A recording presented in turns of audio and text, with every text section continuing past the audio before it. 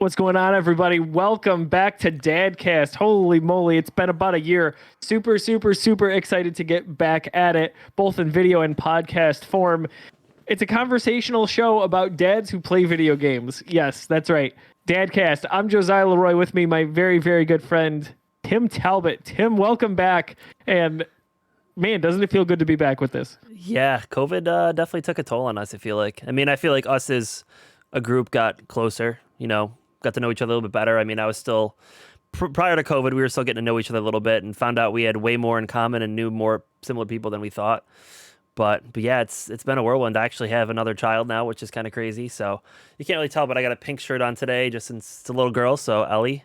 So you got the two in, which I'll talk a little bit, but not as bad as I thought it'd be. So, but yeah, it feels good to be back recording, playing video games, and just all doing all the fun stuff that we like to do.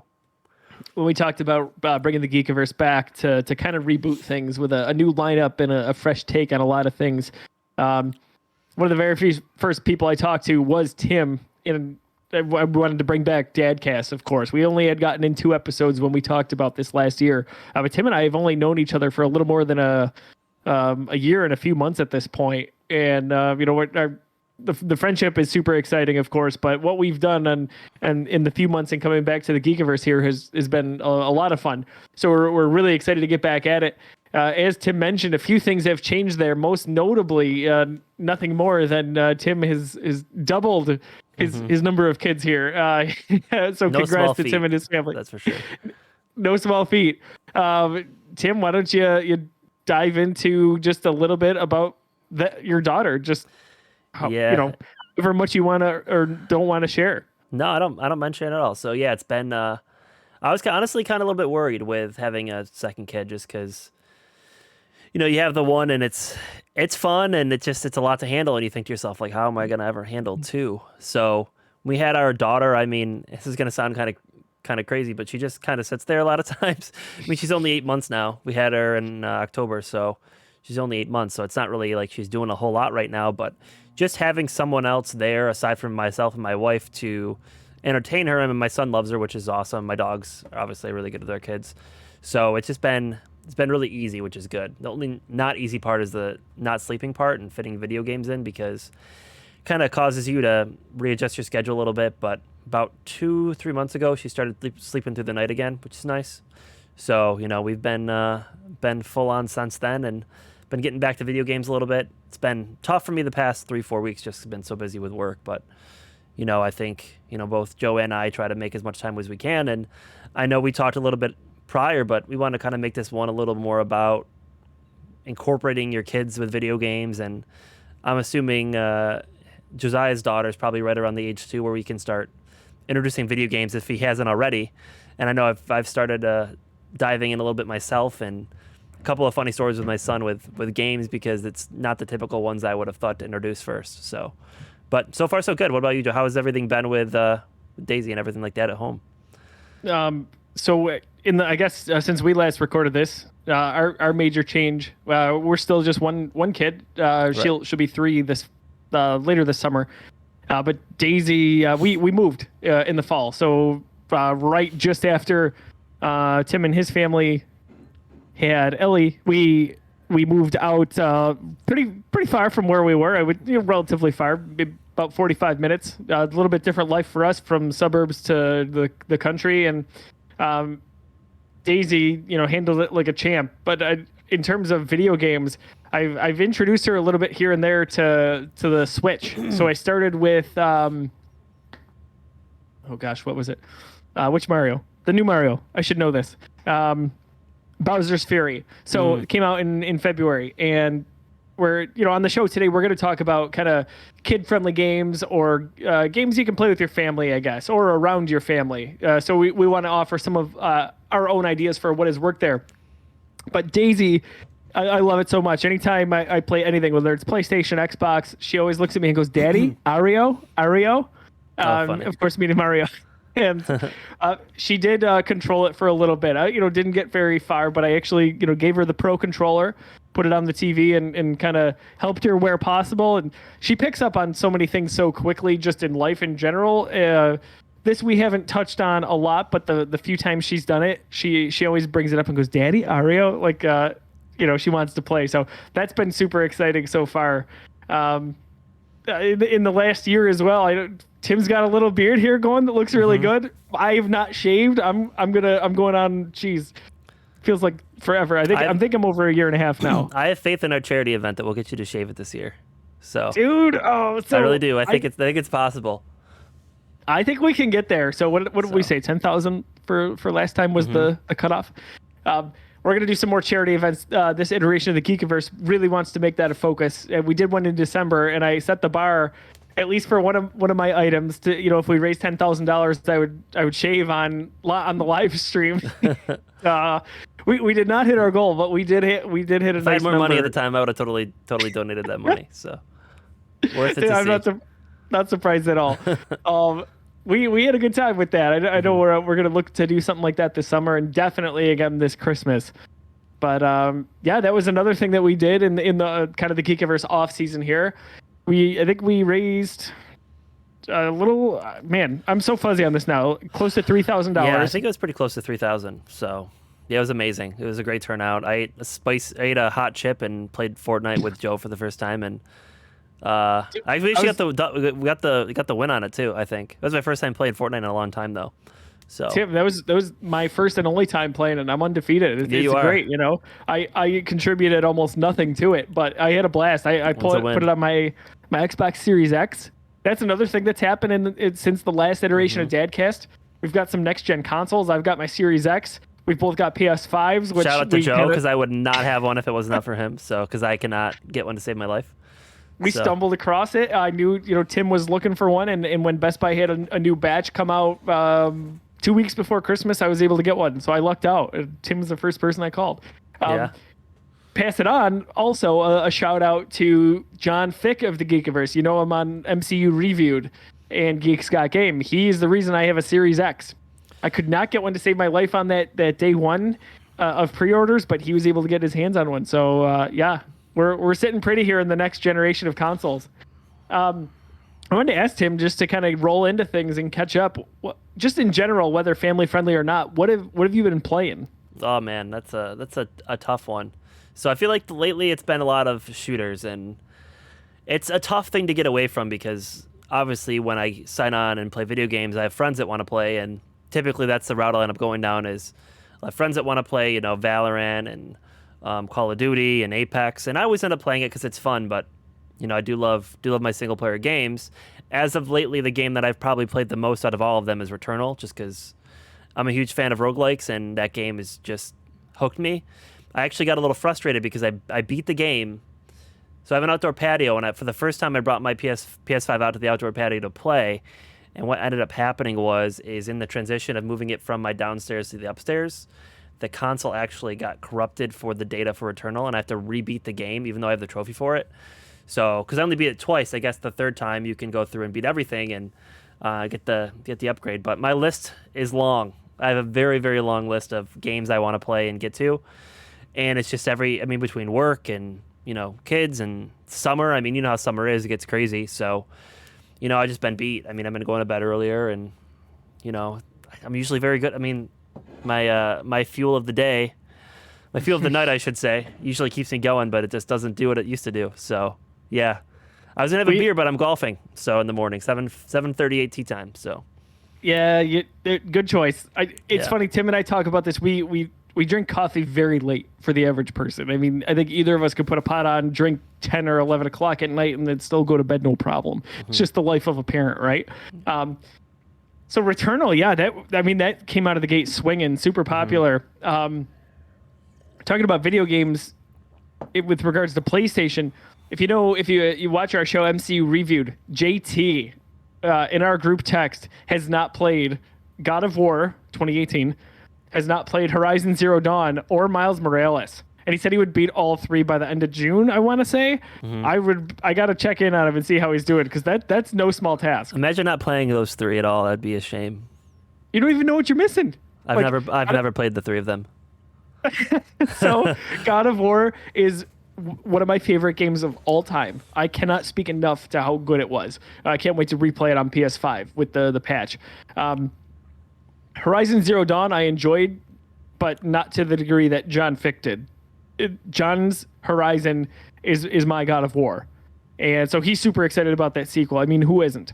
And then past that, Miles Morales, I platinumed. I played twice. Mm-hmm. By the way, while we're talking platinum, Rashawn, the former Geekiverse Geek Scott Game cast member, we called him the Platinum King. I think I'm catching up to him, man. I mean, I don't know. I don't know if anyone's catching him. He's way up there. He's got 28, I think. And I'm just saying, I'm breathing down his neck. How much you got? With 8. Oh, nice. 20 left. I think I have like 2 platinums. And it's the new one, Astros Playroom is my newest one. Oh, the game is so good. I got to play that now. I got to go back to it. So I platinumed that as well. Since the PS5 has come out, though, I think I've got 6 or 7. Like, it's really been crazy. Miles Morales, Spider-Man Remastered, Astros Playroom, Immortals, Phoenix Rising. I did. I heard that's good. That was very fun. Oh my gosh, Ubisoft killed that one. I did Ratchet and Clank 2016 recently. That was a blast. As a lead up to Rift Apart. How is that, by the way? A few.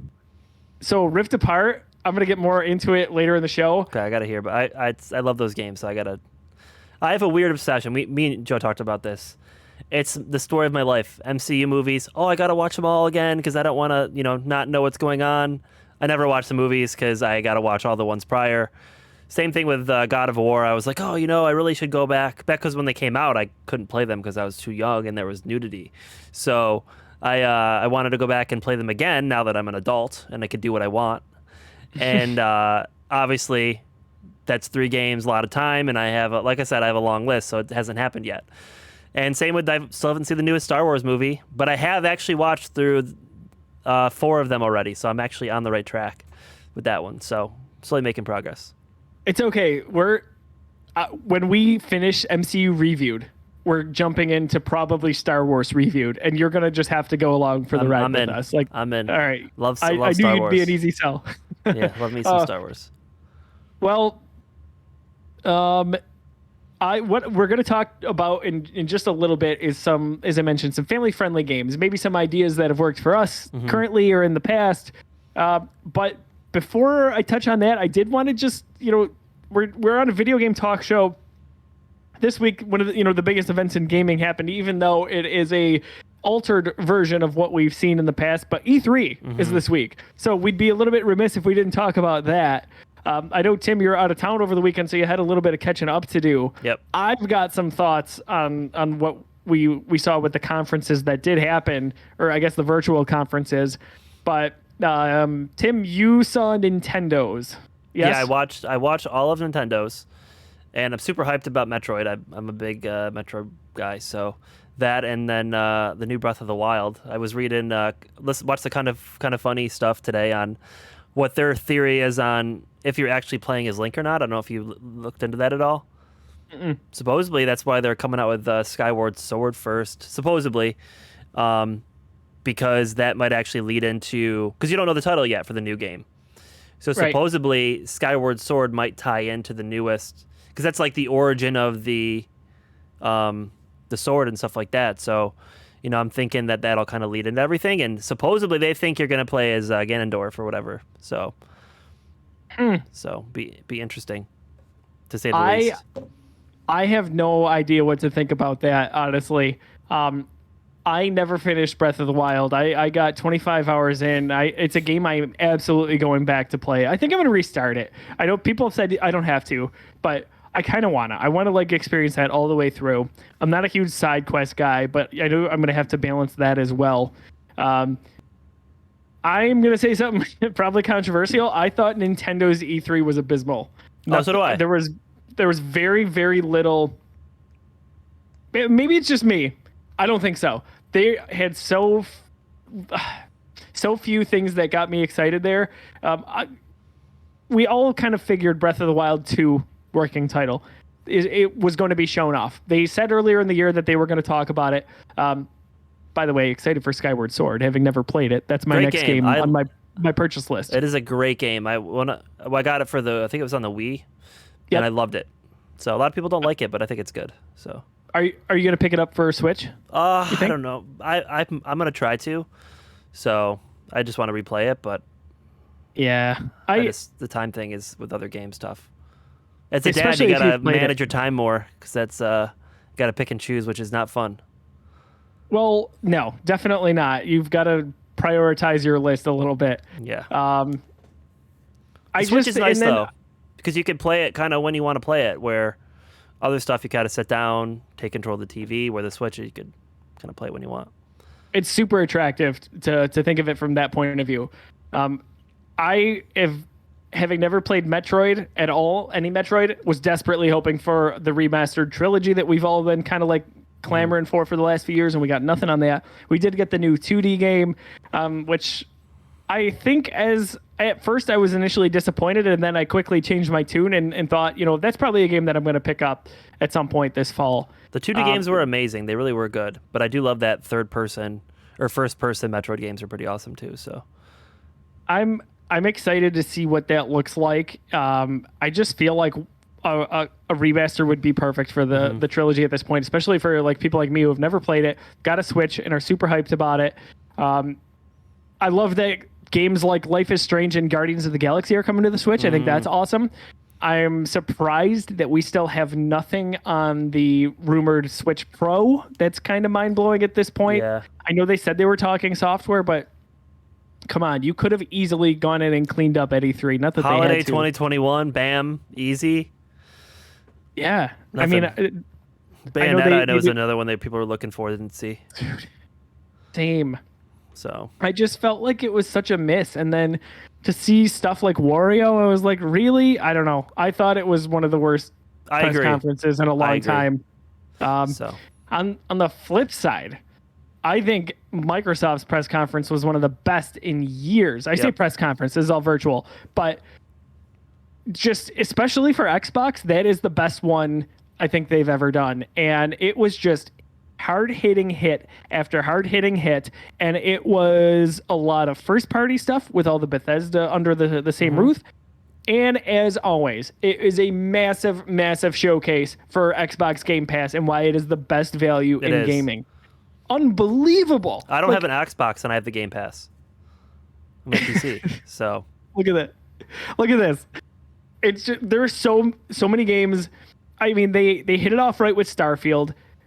What a perfect tease that was. Just got a little glimpse of it. We get the release date for next year, which is great because it's 11 years to the date that Skyrim came out. Another huge Bethesda hit.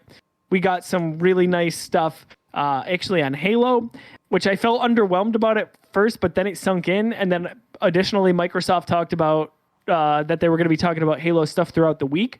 And that made me feel better. And this one sounds funny too, but like Forza Horizon 5 was a surprise announcement because we knew a Forza Motorsport was in development for next year. But with Forza Horizon, I cannot speak enough to that franchise. Having played 4 because it was on Game Pass in the early days of Game Pass when it came out, just an insanely gorgeous game. And if you have an Xbox Series X, there's no way you should not be playing that game on day one, even if you are not a racing fan. It's like if I could describe it, it's an open world racing game. It's just absolutely stunning. They nail it every single time. I put in for it, by the way, in our fantasy league, Tim, immediately. I put in for a bid, and it looks like I was able to bid for it, so we'll see if I got it or not. Yeah. But that closed on what, Saturday? I think so, Saturday night, yeah. I'm going to bid more than you then. Yeah, I was going to say, I'm not going to tell you how much I bid. But that was a really, really nice thing to see. I was, during the conference, I was hoping to see a little bit more Halo, but in the end, it didn't really matter. Microsoft absolutely killed it. And what was nice, last thought for me, is that they limited their speakers. So it was really, on to the next. We understand where Xbox comes from with a lot of this. Love Phil Spencer. He's one of my favorite people in gaming ever. But it was nice to see him. It was nice to see Pete and Todd from Bethesda, where they're really positioned as leaders still, because a lot of times when you take over a company, those people go away. But that was not the case here, and they're going to continue to thrive. It looks like under the Microsoft banner. So kudos to them. Kudos to making Starfield an Xbox exclusive. By the way, I love all of it. Now, which one was Starfield again? Was that the Skyrim in space? Yeah, essentially. Okay, that's the one. That's what I thought you were talking. I missed it. Has been catching up as much as I can, and yeah, I was happy to see Elden Ring wasn't a myth, so got to see a little bit on that. Yeah. So obviously, as a Souls-like guy, and then also Final Fantasy's releasing a Souls-like Final Fantasy Origins. Did you see that one? I did. Mm-hmm. So they were supposed to have a demo, and I guess the demo didn't work or something weird like that. So very odd. But I'm excited for Halo, being someone who plays a lot of shooters with friends and things like that. It's I had some of my best memories growing up with one of my good friends, Lance. If you're watching this, hi Lance. So I did something with him where I used to go to his house. We go in his hot tub and we play Halo doubles, and I'd get carried all night because I didn't have good internet, so I was not good at Halo. So obviously, I'm much better at video games now than I was then. Not on controller, just on keyboard and mouse. But yeah, it's a lot of good games coming up. Like you said, I think Xbox killed it. I think that was a very, very good, again, giving value. I mean, how many times have they talked about day one free on Game Pass? I mean, isn't Knockout City free on Game Pass, I think, or something like that? That's yes, a new one. I just downloaded that. I cannot wait to play it. Mm-hmm. They John's had been raving about MLB The Show that was free. It's just the thing that I think they're doing that's helping them out the most is they're providing value for the Xbox side, where it's free on Xbox, not free on PC and Xbox. They're making it saying like, hey, if you have our console, this is the benefit to having it. And I think that was the value that when it first was PS5 and Xbox, that was the biggest thing that I was kind of going back and forth on is, well, why would I own an Xbox if I can just have a PS5 and a PC? And that's giving you the extra value of saying, hey, well, these games that are coming out, guess what? You can play them for free with us, which I think gives you a lot of value. So, it's huge. And past having the console, you can play, we tease that I'm on Team Android now. You can play, you're going to be able to play it anywhere. But the point is, xCloud, you're going to be able to play some of these games right on your phone with an Xbox controller, or, basically turn it into a Switch with the controller adjustments that they have. You can play on a PC, you can play on an Xbox, not just a Series X or S, but your Xbox One in some cases.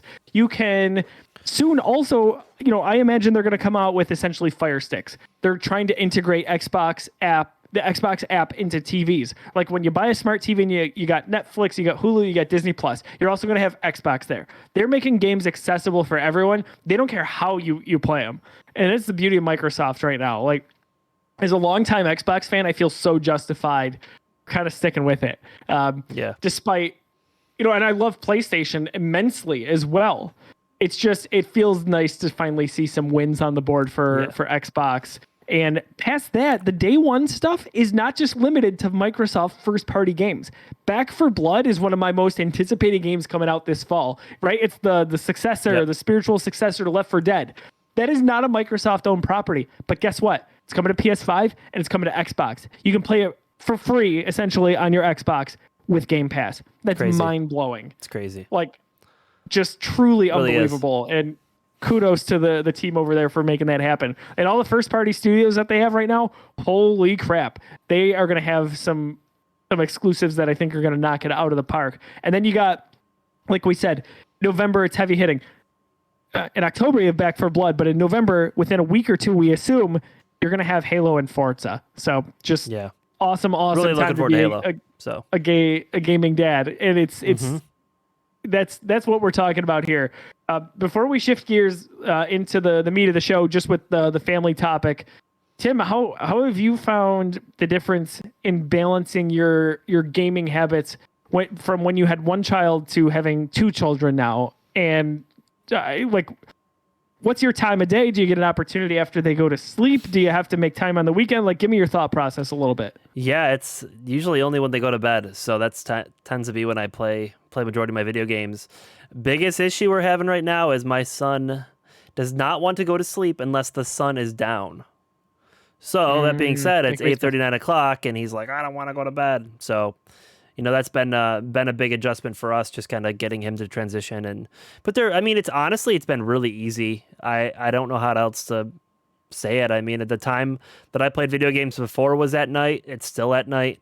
It's just a little bit later right now. I would say, if anything, I'm a little more tired than I was before. But, not much you can do about that, I think. I mean, aside from drinking more coffee. So, Right. so I mean, it's been good. It's really been easy. And I mean, knock on wood, because obviously it's still a lot of time to go.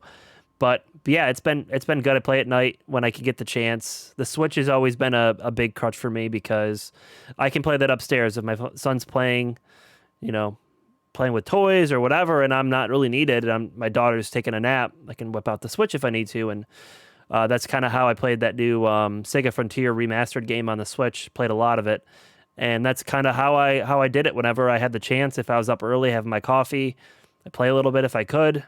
And I think that's the biggest benefit to the Switch, is this, the playability of wherever you want.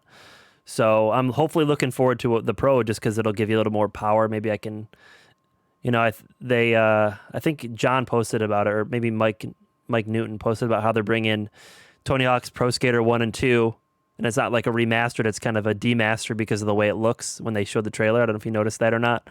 It didn't look the best, so it just kind of shows the limits of the capability of the Switch right now. So hoping they give a better one. But kind of trailing on to that, I think we talked a little bit about video games for kids. Unsuspectingly, my son actually got into his first video game that was not involved for me. So for Christmas, we got him it's like a little Kindle Fire tablet, like a kid's one. And he has it and loves the thing to death. He'll watch like TV on it. Well, the other day he discovered it's a game called The Hungry Caterpillar. And it's essentially like the Tamagotchi of Hungry Caterpillar. You feed it, you take care of it, you give it water, you give it food, you let it go to sleep, and then it eventually evolves into a butterfly. And then he essentially repeats the process. Well, he became obsessed with Hungry Caterpillar, everything. And just recently we went through the potty training aspect. I don't know how that was for you, but for us it was tough, because my son had problems going to the bathroom, and we told him, hey, you do it all, you get real live caterpillars you can watch and grow into butterflies. It's like $40 on the internet. I don't know if it's Amazon or what. But today was the day we got the caterpillars. So for 2 hours, he sat at the island saying, Dada, look at the caterpillars. Look at the caterpillars. Do you see my caterpillars? So that's been our fun of the week so far. But, it is what it is, I guess. So, but yeah. Funny. How about the transition from not being a dad to having your son? Would you say that was harder on your video game time? Oh yeah. Than it's been from 1 to 2 kids? 100%. I mean, you probably just agree. I mean, not that I didn't have responsibilities before, but a Saturday you could wake up at 9 o'clock, have your coffee, your wife's, getting ready or wants to do something. You're like, oh, I'm gonna head downstairs, play a little bit of video games for 3, 4, 5, 6, maybe 8 hours. Who knows? But now it's like, well, you wake up, you got to take care of your kids and do all this other stuff, which isn't. I mean, don't get me wrong. Being a dad is one of the most amazing things in the world. I wouldn't change it for anything, but you don't have the same flexibility you had before. So, that's why I think us talking about what we're talking about now, of games to play with your kids, kind of is a good way to transition into, timing, because I think that's something that's going to start to happen for me more, as he's starting to get older, that he wants to play. I mean, he wants to play the Hungry Caterpillar game all the time. So I'm hoping maybe he'll play like Mario games with me and stuff like that. So, but how about you? What do you think? How was your transition? I feel like, so the last episode we did of this a year ago, we had John O'Peck on.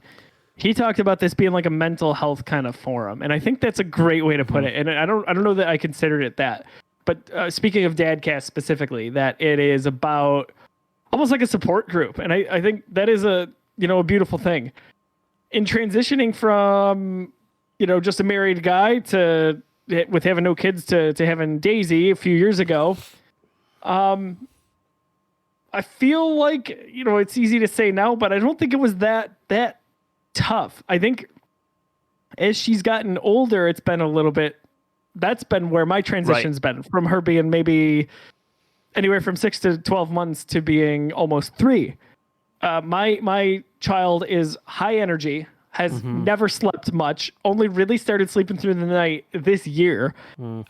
We when Lauren and I, so my wife and I knew we were having a kid, we knew it would go one of two ways. That the child would either be like me, where it's go, go, go, energy all the time, or she would be like Lauren, who could sleep 12 hours a day, no problem, without missing a beat. She is not like Lauren at all. She is like me. So she goes to bed late. Sometimes we get lucky and she goes to bed, falls asleep by 7:30, 8 o'clock, but oftentimes it's closer to 9 or 10 o'clock. And then I find those days where I'm like, I stayed up, I had a coffee or a Monster or whatever, and she falls asleep and I'm ready to fall asleep right with her. I can't do it. And that is so disappointing. Yeah. That's when I get frustrated. But then there are some nights where she goes to sleep and I'm like, all right, I'm loading up for a run here. Even, I used to have gaming sessions super late into the evening, 2 or 3, 4 in the morning. Yep. No problem.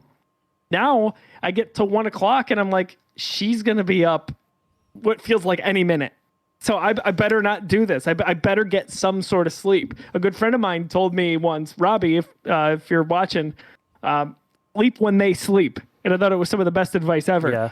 So that we don't follow because we try to stay up later. It's balance. Follow. Yeah, it's balance.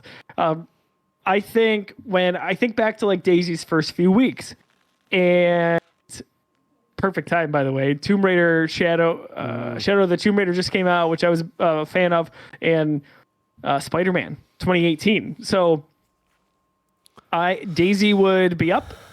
She'd feed real quick. I would kind of try to stay on my wife's schedule, so it was a little bit fair.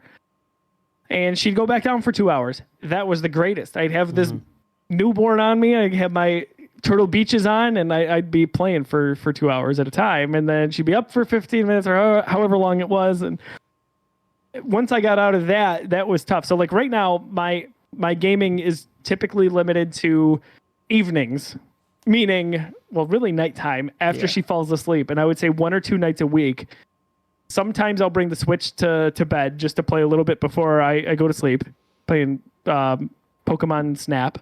Nice. And then really, if it's not a Friday or a Saturday night, I usually got to pick one or the other and go all in. And that's where I get into my gaming. I'll either have a coffee late and then transition to beer because that's just... Right. Feels like a dad thing. Or I don't do it at all. And that's about it. You're right. In all of this, we can't be lost on the fact that being a dad is one of the greatest blessings ever. Yes. And I would throw away video games in a second to be a dad. Yep. But if we can find the balance, that's also a nice thing. So it's interesting to talk about. Yeah, Breath of the Wild actually was my game when because it's like you said, when they're kind of that 0 to 12 months where they're interactive, but they're still napping all the time, and they can just kind of hang out with them, and they don't need all the attention. I mean, the amount of times my son needs me to do something for him or help him, which is fun. I mean, I like doing that kind of stuff. Like we've been playing with Legos lately, which is awesome. Today we just teaching him a book on like actually how to build stuff, which he loved. But there's just more. It requires more of my attention. Where when they're younger, I had the Switch and Breath of the Wild was out. Like you said, you're holding your son, and you're just sitting there, just playing away video games, which is awesome because your wife's like, oh, you're taking care of the baby. And it's like, yeah, yep. So, We're hard here. Yep, yeah. Yep. So it all worked out. But yeah, it's, but I agree with Robbie. At that point, it was kind of like, hey, sleep when they sleep, because the nighttime things, it's rough. I mean, you think you can handle night when you play video games because you're up all the time. But once you fall asleep and they force you to wake up again, and that's when the real struggle comes in. But my daughter's, she's been good since we had her, so it wasn't too big of a deal there. So, that's good to hear. We should probably get into some family-friendly games. I think it's a good segue. Yeah. What our situation in our house is every family's different. We typically are not watching anything that might be a little bit graphic, or even, I would say, be considered a little intense. Like, so I've been diving into the Mass Effect trilogy remaster in the last month or so. Huge Mass Effect fan. There's some inappropriate moments you could say for a child in there, but for the most part, that is typically my after dark gaming. Right. What I'm playing while she's awake, if I'm playing anything that's not on the Switch, is a game like Ratchet and Clank cartoony, very fun, child-oriented. That's going to be my first game. I'm going to talk about 3 games here, and Tim, you can kind of jump in the middle if you've got games to suggest yourself. But Ratchet and Clank Rift Apart is what I've been playing on the weekends, kind of in front of Daisy. So sometimes she'll be able to occupy herself, and that's when I really try to pick up the controller really quickly and just sneak some time in. Sometimes she's too hands-on or wants to go upstairs and play in the toy room, so that could be a little bit difficult. But she's picked up on so many words lately, and to hear her say Ratchet and Clank is just a wonderful thing. Yeah. So that's kind of been my first suggestion in terms of what I've been playing in front of Daisy, I would say. I've got a few more suggestions on things I would consider playing either with a child or with my spouse, but I'm gonna start with Ratchet and Clank. Tim, I don't know if you had a list or if you had any suggestions you wanted to bring out first.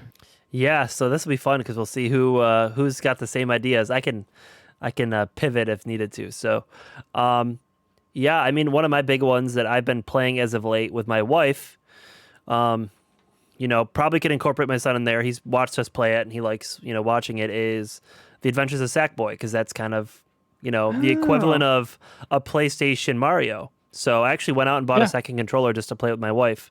We haven't played a ton of it yet. Obviously life happens and you get busy, and she's a big TV watcher, so we try to, get TV in when we can and movies and stuff like that. But she knows I like playing video games, so, key to a happy marriage is, doing stuff that you both like sometimes. So she tries to play video games with me when she can. And you mentioned Bowser's Fury. That's like there's a game that came out for the Wii U prior. My wife loved that game. We played it for like the longest time, and then she realized that you could actually go through and you were supposed to collect all the stars.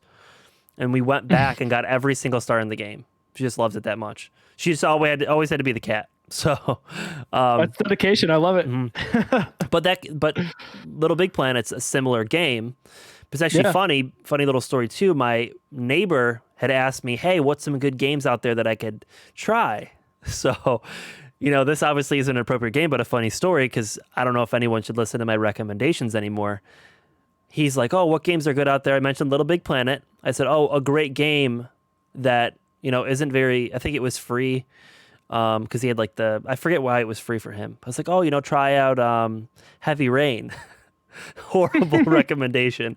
He's like, he liked it at first, and then he realized that, the beginning you lose your child, and He's like, "I had to shut it off. It's horrible." And I'm like, "It's really a great game, but I played it when I didn't have kids." So Timmy monster. Yeah. So it was definitely one of those I felt pretty bad about it, but he liked Little Big Planet. But that's a game that I think is good to play with your kids. I think you could play like Mario up to 4 people, and it's fun because you get to customize the character. You can put stickers all over the world you're in, and Sackboy isn't 2D. It's, more similar to like the, how do I explain it? 3D, where you can kind of go over like whatever you want.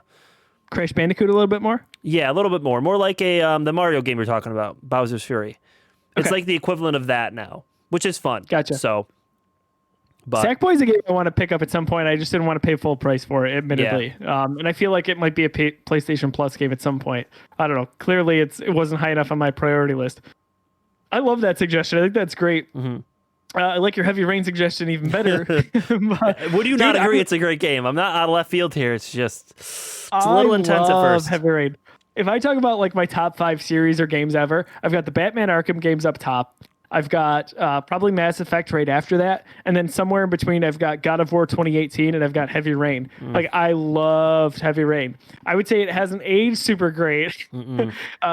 But Quantic Dream, man, they make some really good stuff. Yeah. Detroit Become Human. They had Beyond Two Souls. So Heavy Rain comes out in 2010. That was one of the first PS3 games I got. And I got it like the week it came out. And I adored it. Fast forward to 2016 and... it came out for PS4 remastered, but you can only get physical copies of it online because it came out digitally in the US and North American markets, but physical copies were overseas. But on Amazon, I struck one. So I got it, and it was a combo with Beyond Two Souls. So I got all the trophies again. But yes, John was streaming Last of Us last year for the Geekiverse. And with Mike Newton, right? Yes. Yep. So he got to the point early on in the movie or the game. This is not spoilery, where Joel's daughter gets killed, and I was talking about how brutal that scene is now as get out of here as a dad, and like how different you look at a scene like that. And then I talked right on the chat about Heavy Rain. I'm like that's like. It's so different. I always used to make decisions how I think I would react in a game as opposed to being like a renegade or a rebel. And now I don't react at all the same way when I have to do choice-based games, which is funny because like I'm playing Mass Effect, so I can't wait to see what that looks like in the end. So I'll get to another game here. The other day, and this is not my game, but Lauren goes, she has a funny way of communicating, I think, lovingly. She says, I want to play that game with the space people again. And I go, do you mean Among Us? Or she's like, yeah, that one.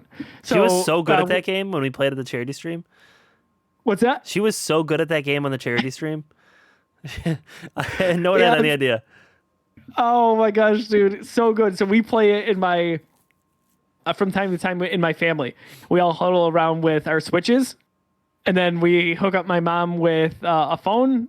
And then my dad will play it like on PC, and we have a blast with it. We always know when my mom is the killer because she's vocal about it. Like she'll be like, shoot, or she'll be like, it's very clear in how she moves around the arena.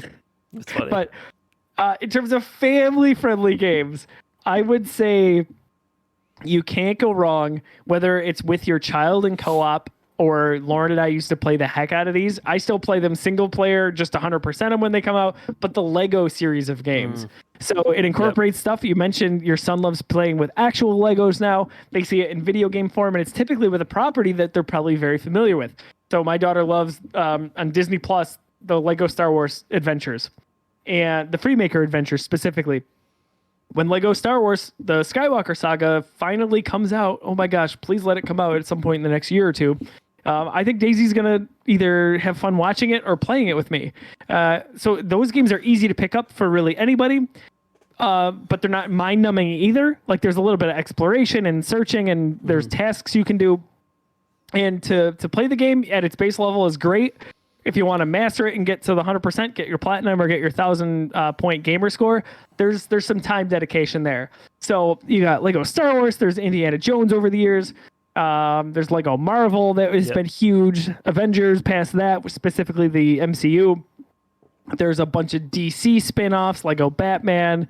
It's been really good. They've done a Harry Potter, all 8 movies you can get into a collection now. And they're on every system under the sun. And maybe even some of them are on mobile. But you can play them on your Switch, which is perfect if you've got kids, your PlayStation, your Xbox family, you name it.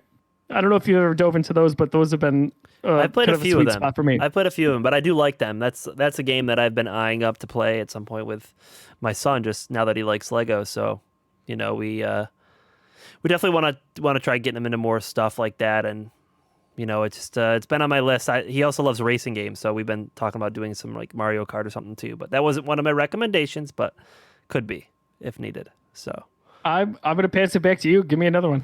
All right, so the next one I have is one that my son actually loved watching me play, similar to your first one, is Astros Playroom. So that is a phenomenal game, platformer. It's kind of got the fun and the lightheartedness of the game, and my son really, so background on this a little bit. So John Fick, obviously, me and him were going back and forth with some of the speed runs, because once you beat the game, you unlock the speed runs for those levels. And I realized that John was actually very competitive, and Joe is not very competitive with the speed runs. So no, I beat him once, and then I was done. So I was like, hey, this could be fun. Well, we ended up getting a little bit a little out of hand. Next thing you know, I think we're in like the top 1,000 in the world for like scores, and it was just getting crazy. So I think he holds half and I hold half right now, pretty close to even. So, but it's a good one because my son loved watching me play, and with any type of speed run, I'm replaying the level thousands and thousands of times. So he was loving it. He loved watching me. He's like, oh, what happened? And was just really enjoying it. And the game is essentially like any platformer. You kind of, jump throughout the level and complete the tasks. And I would say as far as platformers go, it might be a little harder for a younger child to learn. but single player and a fun platinum, I think. So, and the levels are fun. Kind of got a little lightheartedness and a lot of nostalgia if you like, old systems and you're a PlayStation fan like myself. So, that's something I played a lot, and it's free with your PS5. So if you end up getting the PS5, it's definitely worth the purchase. I think they're doing a VR thing too. They are there, and there's no better way to break into your PS5, and especially as a longtime fan, or a newcomer, honestly. But as a longtime fan, there's so many Easter eggs throughout that, from the PlayStation 1 all the way to through the 4, and I think it's super interesting how they really show off the haptic features on the PS5 DualSense control, where I thought it was going to be very gimmicky, but it was not. It really showed off the strength of how wonderful that controller is. And I'll say this too, to tie in, Ratchet and Clank Rift Apart does a lot of it. Not as good as Astro does, but it really is like the first game past that to take real advantage of it, where you're pushing down half of your R2 and L2 to do certain things, or you're feeling the different vibrations as a ship goes by, as opposed to when you're using different guns or different weapons throughout the game. Like, it is incredible how particular you can get with the vibrations in these controllers nowadays, and that is one advantage they have over like an Xbox, for example. Astro's my go-to when someone wants to know how the PS5 is. I'll whip that game out and say, just try this level, or try this part where you use the rocket, to go up the level, and it gives you or the frog, just the feeling. It's very, very cool to feel, and you don't expect it at first. And now that I have it, it's a lot of fun to have. So, like, that kind of controller. So, one of my favorite things on that is the spring dynamic. Yes. It feels like a spring. It really does. It's mind-blowing. Yep. And I know some people think this is gimmicky, but I like the speaker on the controller. Yeah. The PS4 had one, but this one with the PS5, it makes a lot of sense in most cases, I think. Don't worry, I'm going to knock you guys off of a few of those speedruns in a few years' time when I get back to it. We'll see. So, last game I wanted to just kind of mention here, probably a game you want to play. This is more geared towards, I would say, play with your wife or girlfriend. You could play with your kid as well, but they probably want to be a little bit more advanced in video games. Nothing crazy, but Overcooked. Mm-hmm. I adore Overcooked so much. I played the heck out of Overcooked 2 when it came out. We got a review copy at the Geekiverse because we went to E3, and I was so excited to play it. I put so many hours into it. We got the recent Overcooked revamp, where it was the PS5 and Xbox Series X version of Overcooked 1 and 2 all in one, and that is an incredible value. You will not find, I would say, much better of a bang for your buck than if you buy that to play. Once you get past a certain point, you do want to have more than 2 players. You can have up to 4 players at a time. With this recent iteration of Overcooked, you can play it online. So it's okay to play with strangers, but it's way more fun to play couch co-op. So I recommend playing that with, again, your spouse or girlfriend. Can be really difficult as you get later on, but some of those early episodes could be fun, even if you're not accomplishing what you want and having your child just kind of run around with the control. It's silly fun. So I would say Overcooked has been number 1 on a list for a Let's Play that I've wanted to do for the Geekiverse for the longest time. I want to get chef hats, I want to get aprons, and have us all like lined up on a couch and play it and just yell at each other. I think it would be an absolute blast. So Overcooked, yes, check it out. If you are not familiar, watch some online videos, watch some Let's Plays with it. It is a freaking good time. Any honorable mentions before I do mine? Any that you thought of I feel like I tried to stay away from like the Mario games, just because any Mario game is a good family game. So I feel like that doesn't need really. Not totally off base, but I would say anything Crash Bandicoot also is very much like a Mario game. But I'll say this only because I put on the Crash Bandicoot trailer for when they released It's All About Time for PS5 in March. Daisy wanted to watch that trailer, no joke, 25 times in a row. As soon as it was over, she wanted me to restart it. So I wasn't actually playing the game, but she loved the kind of the goofy comedy that she was seeing. But that's probably it. I'm gonna turn it back over to you. Yeah. So my last game, I would say it's probably more like along the lines of what you said, a game that you want to play with the wife. So this is one that I've eyed up for a while, and we haven't got the chance to play it. It Takes Two. Yes. So it's essentially a game about a husband and wife whose child turns them into, I think it's like yarn dolls, I think it is. And I think so. You essentially go through marriage counseling and learn how to, work together to accomplish the objectives and essentially bring life or love back into the marriage. And I haven't played it yet, but it looks amazing. And it's on my list of games that I want to play with my wife. And I heard it's really cool as far as the controls go, because there's two different points of view, and each person has a completely different playthrough. So if you play as the husband or the wife, you do completely different things. Like one person's like a positive polar of a magnet, and the other person's the negative side. And it's just, it gives you a good, and it's obviously co-op. So split screen co-op, you can do it, or obviously online. But it's something that I really wanted to play with my wife, and we're gonna play it at some point. So as soon as we get back around to games, I know this summer is kind of tough with really playing anything with the wife, just because this stuff gets a little crazy. So.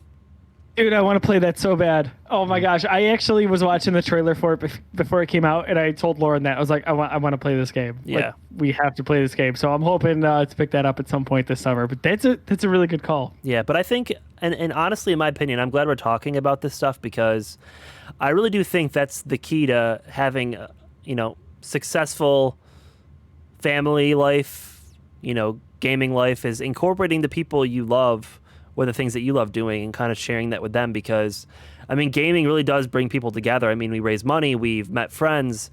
The world kind of has seen how much gaming can do for a community, for family, bring people together. And I just think that's something that, it's always underrated.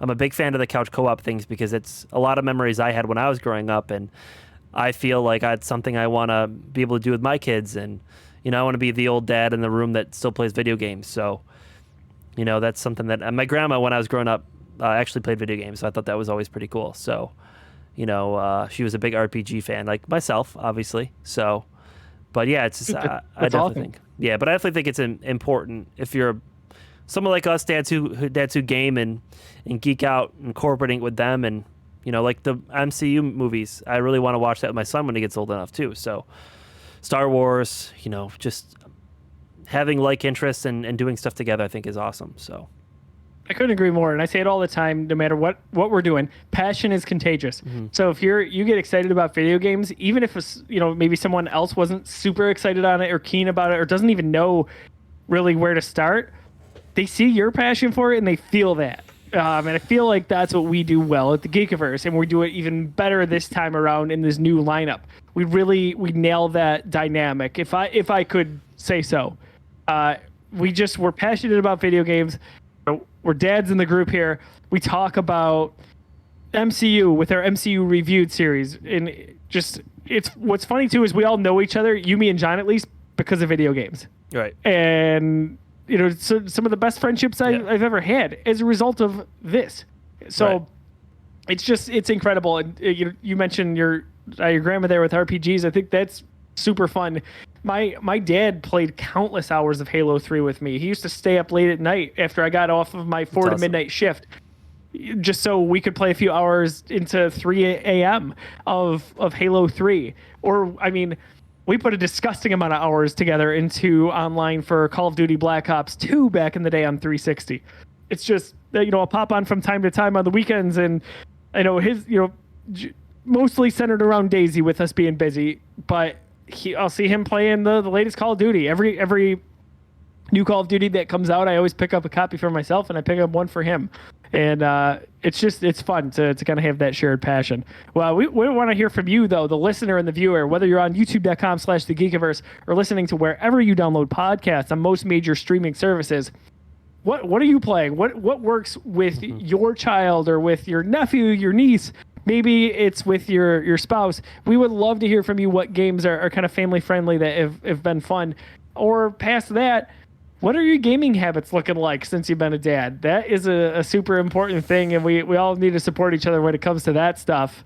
So in this world, you'll never be less busy, I feel like, than you are now. So it's carving out those times to kind of get there. Tim, before we wrap things up here, anything that you want to lay out that we missed? Any E3 talk, anything to look forward to? We're going to keep this show consistent moving forward. That's all I can tell you. Yeah, I mean, I think we covered almost everything. I think a lot of good games coming out in the next couple of months. A lot of good games that came out this month, or last month technically. Resident Evil Village. Obviously, we had you know, a lot of good things coming out, and I know actually we had Jono on.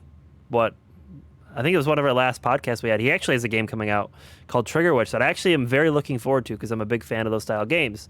You know, and you know, that's something to look forward to for myself. Just knowing someone who developed the game, because that's always been a dream of mine at some point to work on a game. And sometimes I'll dive into that, you know, just in my free time. I'll get in a little funk where I decide, hey, I want to learn coding, and then I'll spend, you know, 40 hours on learning coding and realize that this is going to take me, you know, 500 years. So I stop.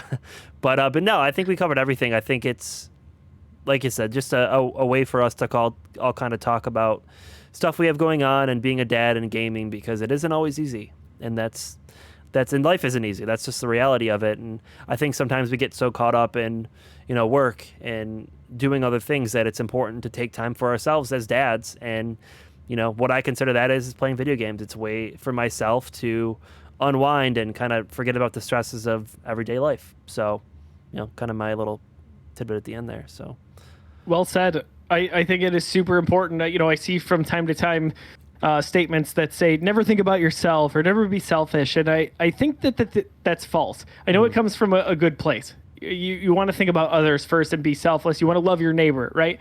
But you really need to love yourself and take care of yourself as well, because if you're not taking care of yourself, it's the rest of it's going to fall apart. Right. You've got to find those times to do what you love, whether it's read a book, watch a movie, play a video game, catch up on your favorite show. You got to do it. You got to spend that time with your kids too.